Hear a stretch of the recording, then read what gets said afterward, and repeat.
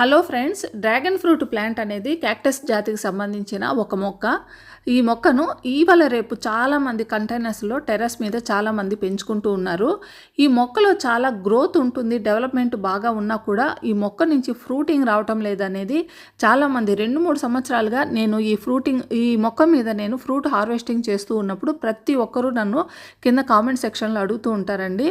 ఈ మొక్క మనకి రెయినీ సీజన్ స్టార్ట్ అయినప్పుడు జూన్ మొదటి వారం నుంచి మనకి ఫ్లవరింగ్ అనేది మొదలైపోతూ ఉంటాయి. ఫ్లవరింగ్ అంతా వచ్చిన తర్వాత అది ఫ్రూట్గా మారటానికి 1 మంత్ టైం పడుతుంది. కాకపోతే ఈ మొక్కకు సరిగ్గా బలం అంటూ లేకపోతే ఈ మొగ్గలన్నీ కూడా ఎల్లోయిష్గా అయిపోయి రాలిపోవటము, వచ్చిన ఫ్రూట్ కూడా పెద్దగా రాకుండా చిన్నగా రావటము, టేస్ట్ లేకపోవటం, సప్పగా ఉండటం జరుగుతూ ఉంటుంది. కాకపోతే నా మొక్కలో నేను ఇది వరకు 2-3 ఇయర్స్గా ఇలాంటి ప్రాబ్లం అయితే ఫేస్ చేయలేదండి. నేను మొక్కకు చాలా మంచి పోషకాలు అనేది ఇస్తూనే ఉంటాను.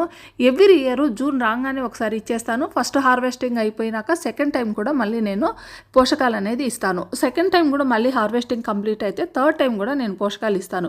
ఎప్పుడు హార్వెస్టింగ్ చేసుకున్నా వెంటనే పోషకాలు ఇస్తూనే ఉంటాను.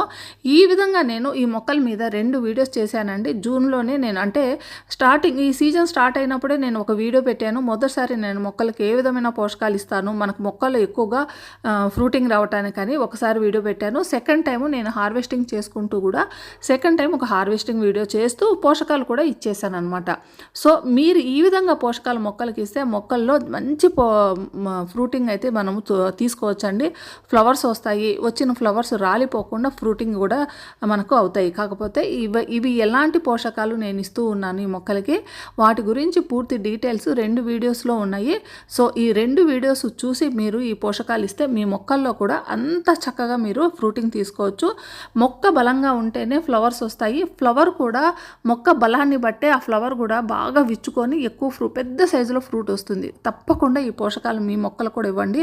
మీ మొక్కల్లో కూడా చెట్టు నిండా ఫ్రూట్స్ వస్తాయి.